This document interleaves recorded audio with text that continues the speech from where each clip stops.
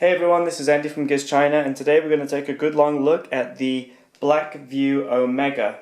Now, Blackview are just getting involved in the international phone market, and they were actually at MWC this year with a range of phones, and the Blackview Omega was their flagship device at MWC. And judging by the number of people we saw at their booth, we're going to see Blackview across Europe pretty soon. Anyway, so this is the Omega. If we turn the phone over, you can see what we've got here is a glass front panel, glass rear panel, and metal alloy chassis all the way around. It's very similar in design to the last generation iPhones, and it's also very similar to current generation Huawei devices. In the hand, it feels very, very well made. You've got all that glass across the back and this really nice chunky alloy chassis as well. So it feels very, very solid and secure in your hand. Feels very, very well made. It's quite surprising considering Blackview are a new brand. They've created such a well-made device. This display across the front here is a 5-inch IPS model, which will give us really good viewing angles. It's a full HD panel, so 1920 by 1080. We've got capacitive buttons along the bottom here for navigating through Android 4.4 KitKat, and we've got a front-facing camera. Now, according to the specifications, this camera is an 8 megapixel sensor, but in actual fact it's been interpolated to 8 megapixels. Next to that, we've got a receiver speaker for calls. And if we turn the phone over, we can see some more details. We've got the Blackview logo. We've got a speaker here, which might just be a little bit difficult to see on the video. Next to that, we've got FCC markings here and some other bits and bobs CE marks. And this speaker location is actually quite handy for when you're holding the phone in landscape mode. It doesn't get muffled by your hand. So for example, if I'm playing a game like this, you can see that the speaker isn't covered. So that's quite a handy design feature of the Blackview. We've got a single LED flash there on the back. And again, according to the specifications, this is an 18 megapixel sensor, but in actual fact it's been interpolated to 18 megapixels. Okay, so across the back, all nice shiny glass.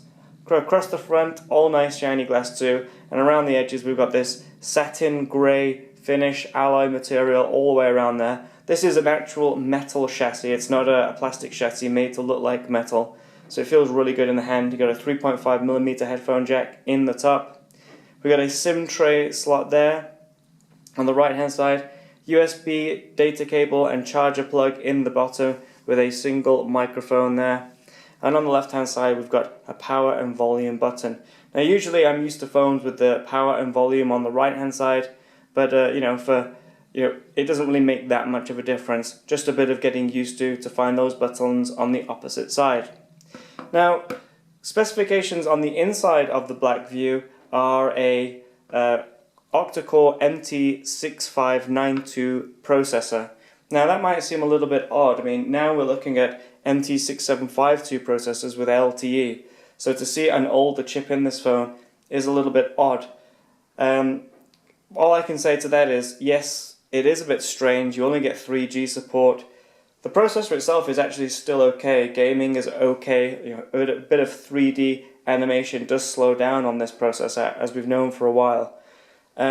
It all depends on what you're looking for in a phone. If you're looking for a really well-made device with decent performance, then this could be it.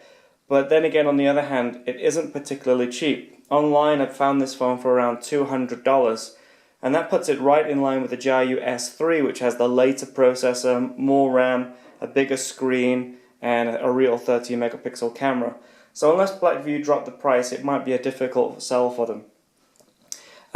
Also inside here we've got 2 gigabytes of RAM, and we have a non-removable battery in here. I think it's around 2400 mAh.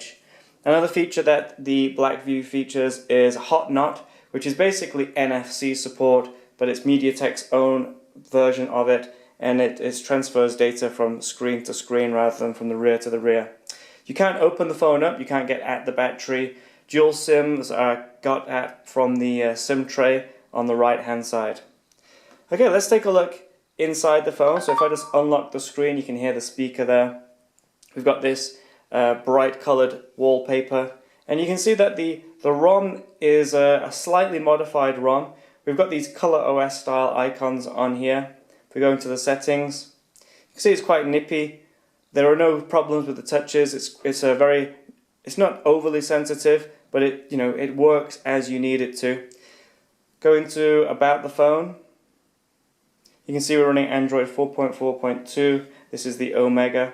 We'll just go out of there. You can see that languages are all supported in here. We've got lots of different languages.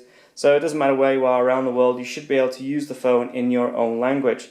And you can see, as I'm using the phone, you can see that these navigation buttons have lit up. We've got a back button there, home button, and option button. They're not particularly bright, but they are there. Okay, also from the settings, if we have a look around, we've got wake gestures. We can double tap to wake up the phone, and that gives us a small animation of how that works. We'll turn that on. And we also have a quick start, and that allows you to use simple drawings on the home screen to turn things on. So if we just go back out of there, and we just lock the screen now, we should be able to double tap to wake up. There you go. And double tap is a feature that a lot of us use every day now, so that's really nice that Blackview have included it. Now this ROM, although it is a slightly modified version of Android 4.42 KitKat, it does come with Google services built in. You do have the Google Play Store built in, so you can access Google Play directly and install all your favorite applications straight away.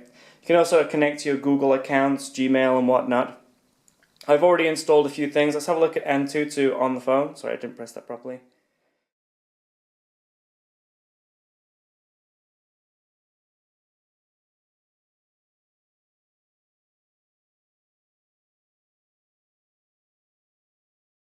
Okay, so we've got a score of 31930.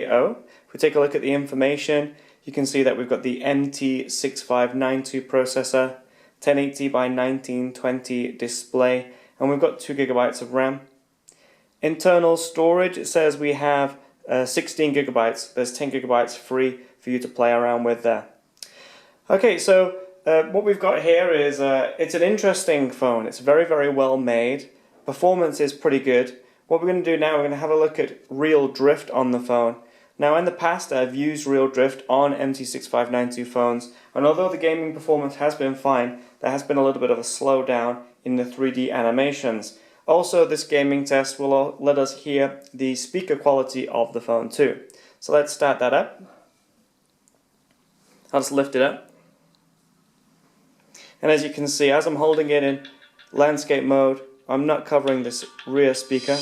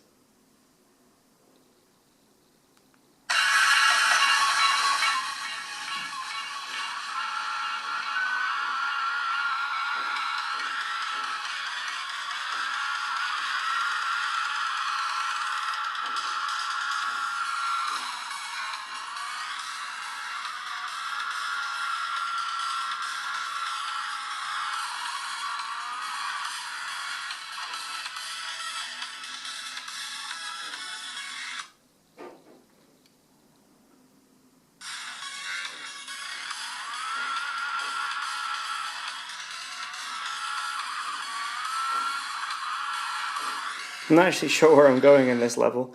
Let's go back to the main menu. So you can see that the gaming performance is fine on here. I'm going to play another game in a moment. You can see that even in the title screen here, the animations are quite smooth too. And that's quite interesting because in the past, other phones have struggled on the 3D animations on the beginning of this game. One thing I can say, playing that short game and after the Antutu score, there is a little bit of heat being generated around this area. It's not a lot, it's just a little bit hotter than before. Let's have another quick go. So, quick race.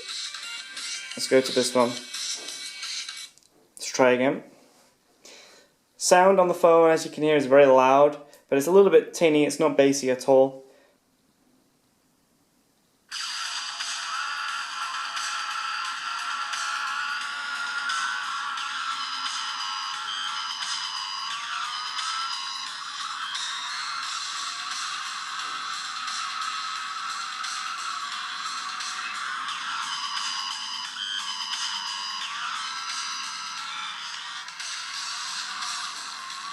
Oh, terrible.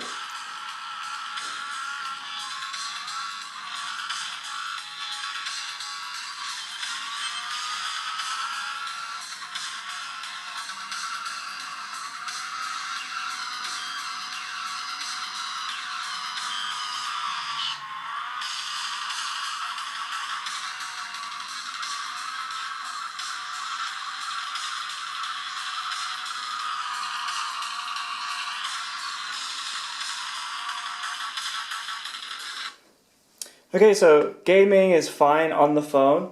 There is a little bit of heat generated on the rear, but it's not much at all. It doesn't get hot, it's just a little bit warmer. And as you can see, the gaming performance, even the 3D intro titles are fine on the MT6592 and 2GB of RAM on this phone. And if we turn the volume down, it's much, much better. If you turn it up, it gets really tinny, although it is quite loud. While we're here, let's take a look at this rear camera. As we've already seen, it does claim that it's an 18 megapixel camera, but in actual fact, it's something a little bit more like 13 megapixel. We'll turn this LED flash off. There we go. I'm going to bring something. I'm just going to bring the Yumi Zero in, because actually the Yumi Zero is a very good phone to compare the Blackview to. There you go. You can see focus is pretty good. Snapping away and capturing that image and savoring it is all really, really fast too. And if we go back into these photos and take a look, you got these photos that I've just taken. Now, it's not particularly dark in this room, it's quite light, it's just a normal bright room, but even still, there's a little bit of noise getting into these images, so really to get the most out of the rear camera of the Omega, you really need a really bright day. Okay, overall, I have to say that Blackview have done a really good job of building a very, very nice phone. It feels great in the hand. It's got some really nice quality features, got all this glass across the front and the rear and the aluminium chassis. Now, I know we've seen all this before, but on other phones, it has either tended to look a little bit on the cheap side or it's not so well finished. Blackview have done a really good job. They've made a very well finished phone. And even with the older processor, we've got a pretty good performance on gaming and Antutu. But that said, at the current retail price of $200, it really is a bit of a strange phone. Without LTE and without that 64-bit processor, which will obviously benefit from Android Lollipop update later in the year, it does seem a little bit odd why you choose this over, for example, an iOcean Rock or a Jiayu S3 or even the Meizu M1 Note. But what Blackview have done, they've proven that they can make a very, very well-made phone. And I'm sure around Europe we're going to start seeing the Blackview Omega in store. And if you're just the kind of person just want to go in, buy a decent phone and you're not really bothered about LTE and super fast performance, if you can get it at a good price, I don't see why you wouldn't go for this phone. But like I say, let's hope in the future we're going to see an MT6752 update with LTE and possibly even a Lollipop update, and then we're going to be looking at a seriously competitive device. Okay, I hope you enjoyed that quick hands-on mini review of the Blackview Omega. Keep your eyes peeled for the Blackview Omega versus Yumi Zero video coming up shortly. Bye-bye.